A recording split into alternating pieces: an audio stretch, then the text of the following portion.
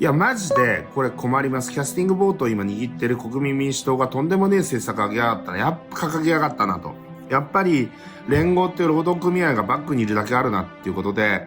そうか。でもやっぱり国民民主党ってもともと、立憲民主党と同じ民主党だよねっていうことで、こういう政策しれっと出してくんだよな。結果も言わないで、しかも相乗りして負けて、玉木さんが最後の前交差の時に来たんですけど、要するに国民民主党は何をやってるかということを全然言わないと。正直言って夫婦別姓のことも言わないと。とてもすごく人気がないですよね。玉木さんの評判はすごく悪いですよ。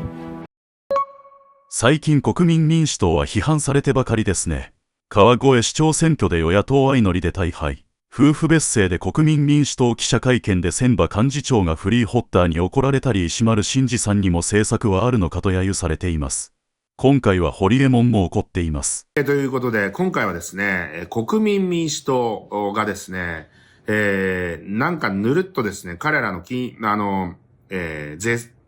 制の政策ですかね。その政策集にですね、金融所得課税を 30% で引き上げるって、ぬるっと書いてて、おい、玉木さんどうなってんだみたいなもうね、批判の声がネット上でバンバン上がってて、めちゃくちゃ面白いんですけどっていう話なんですけど、いや、マジでこれ困ります。キャスティングボートを今握ってる国民民主党がとんでもねえ政策掲げやがったなと。やっぱり、連合っていう労働組合がバックにいるだけあるなっていうことで、そうか。でもやっぱり国民民主党ってもともと、立憲民主党と同じ民主党だよねっていうことで、こういう政策しれっと出してくんだよな。なんか、働き方改革じゃねえや、173万円の壁とかですね、103万円の壁とかですね、いろいろ言ってる、このね、現役世代応援しようなんてね、言ってたんですけど、本当これ年収の低いサラリーマンだけを応援しようとしてるじゃねえかよと。とんでもねえなと。まずですね、これ、シンガポールとか、ドバイとかってこれタダなんですよ。めちゃくちゃ富裕層を流出してるんですよ。ドンキの安田さんなんて、シンガポールにね、家族ごと移住して、で、面白いなと思ったのは、シンガポールで事業をやろうっていうことで、ドンキやったら大成功しちゃって、東南アジア中に今なんかドンキホートができてるっていうね、なんか謎の現象が起きてんだけど、これさ、日本の宝っていうか、富裕層の方々、もっとリスペクトした方がいいんじゃないですかと。でも逆だと思ってて。要は、さすがにね、日本も1億2000万人が住む国なんで、シンガポールとかドバイとはやっぱ違うじゃないですか。だから、ゼロにしろとは言いませんよ。ゼロにしろとか。だけどね、分離課税になってるんですよ。株式譲渡益っていうのは。配当もそうなんですけど。配当なんてね、二重課税なんじゃないかと。法人税だって、法人取られた後、また個人に、配当にまた 20% 課税してんだから、どうなってんだって話なんだけどね。ということで、今でもですね、法人の株の、要は、株式 5% 以上持ってると、そこに対する、その大株主に対する配当って、総合課税されちゃうんだよね。だからもうすでにその辺とか総合課税になっちゃってるんだけど、株式譲渡益なんか昔はね、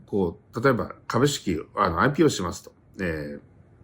株式公開して創業者がキャピタルゲインを得ますと。それがアメリカとかはエコシステムになっていて、次のベンチャー起業家に、その前のベンチャー起業家が IPO して巨万の富を得たからさらに再投資しようっていうことでどんどんお金が回っていってるような状況になってるんだけど、日本もですね、ちょっと時期によってあれなんですけど、一時期は本当に分離課税、ごめんなさい、課税ゼロの時代もあったし、その後ですね、分離課税、申告分離課税 20% になるんですが、抜け道って言ったらあれなんだけれども、株式譲渡益はですね、その申告分離課税と源泉分離課税が選べたんですよ。で、2003年までかな、1.05% で済んでたんですね。だからもう実質ゼロみたいなもんなんですけど、要は株式を一回一回取引するたんびに 1.05% を選ぶか、年間を通して損益通算して、20% 選ぶか、どっちかなったんですよ。だから、キャピタルゲインを得た人っていうのは 1.05% を選ぶに決まってるじゃないですか。まとめて売るからね。3日あたり。1.05% で済みますから、1億円分の株を売却してもですね、105万円しかかかんないわけですから、めちゃくちゃお得じゃないですか。そっちを選んでたんですけど、それが選べなくなったんですよ。だから、これもう合法的にみんなやってたんだけど、僕も会社の株でやりました。一旦野村証券に株売って、で、また買い戻すっていう。1日経って買い戻す。そこで、要は取得原価を上げるんですね。株価が上がってるんでね。っていうことは、株価が上がってるっていうか、要は、その、申告分離課税って買った値段と売った値段の差額に対して、利益が出た分に対して 20% か、あれなんで、取得価格を上げといた方がいいんですよ。僕は作った会社だから最初僕300万しか出してないんで。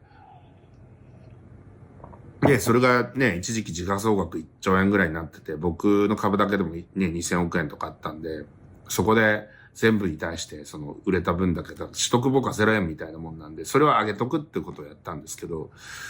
その時まだ、申告分離に一本化される多分準備だったと思うんですけど、減免処置が取られてて、あとバブルがやっぱり弾けてですね、景気も良くなかったってことで、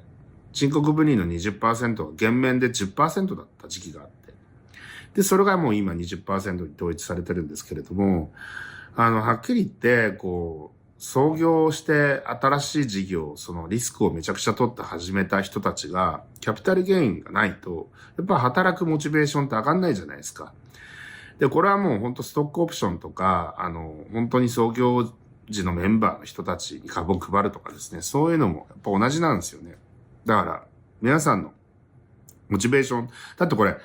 ストックオプションも税制的確ストックオプションとか、いろんな制度ができて、逆に、ストックオプションでも有利な税制が、総合課税じゃない税制が選べるようにしましょうねっていう改革が行われてたりとか、あとはベンチャー企業を売却して、キャピタルゲインを得たやつをまたさらにスタートアップに投資したら、無税にしますとかね。そういう、スタートアップを応援するような政策がどんどん自民党から出てきて、政府与党から出てきたにもかかわらず国民民主党は、そんなことやってんの時代に逆行することやりやがってって、いや、俺ね、ほんとね、なんでそんなヒステリックに反応するのっていうふうに思うかもしれないけど、これ一時が万事で。国民民主党はこういうことやる政党なんだとしれっと。っていうのを、玉木雄一郎さんに言わなきゃダメだ、これは。騙されるな。俺もうだから本当に、やべえな、ジャパンって思ってます。ということで、今日はこの辺で終わりたいと思います。いってらっしゃい。皆さん今回の動画はいかがですか？感想をコメント欄に記載いただきますと幸いです。動画をご視聴ありがとうございます。チャンネル登録もよろしくお願いします。また次の動画でお会いしましょう。